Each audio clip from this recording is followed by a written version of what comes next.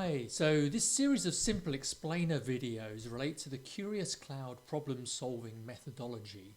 My name is David Foster, and in these videos I'll be bringing Curious Cloud to life, both to help you notice and solve complex problems, but also as a way to help you become more generally engaged and productive in the work that you do.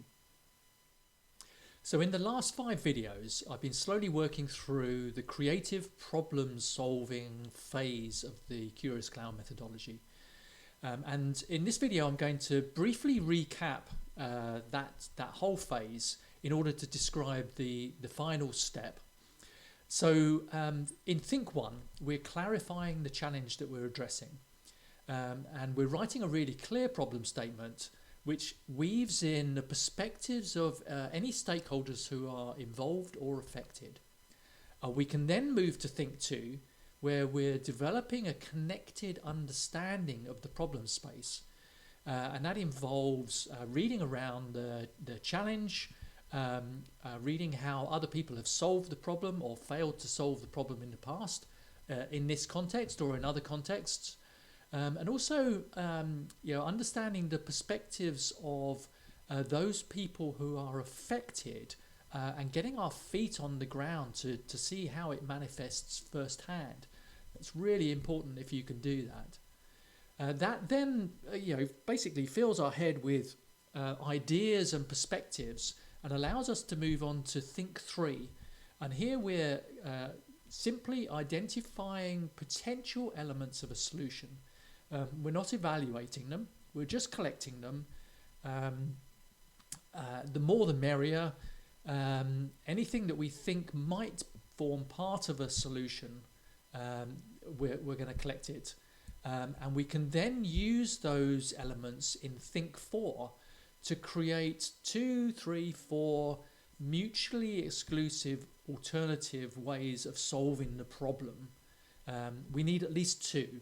So we need something to be able to compare rather than just one solution that will look great but may not actually be that great. Once we've done Think 4, then we can move on to Think 5 and evaluate those options based on a risk-adjusted payoff. And I described the process for that in the last video. Now, we could at that stage move on to implementation. But if we're not completely convinced by the solution that we've come up with, or if we've identified a downside risk that we need to mitigate to some extent, then we might choose to use the Think 6 stage, which is basically honing our idea. So we're going to take that solution that we've chosen and we're going to go back to Think 2, and we're going to re-evaluate that problem space given that we now have a plausible solution in mind. That might allow us to identify new ingredients that will form part of the solution in Think 3, create iterations of our solution in Think 4, and then in Think 5 evaluate again between those iterations in order to come up with the strongest possible solution that we can. So that's it until the next video. In the meantime, whenever you reach a decision, loop back to re-evaluate each stage of the process that you took to reach it. This is going to help you ensure that you're making the best decision that you can given your current understanding of the situation.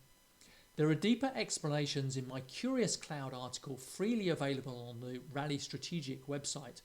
But if you find that this video is useful, please subscribe to my channel, click like and share it with others.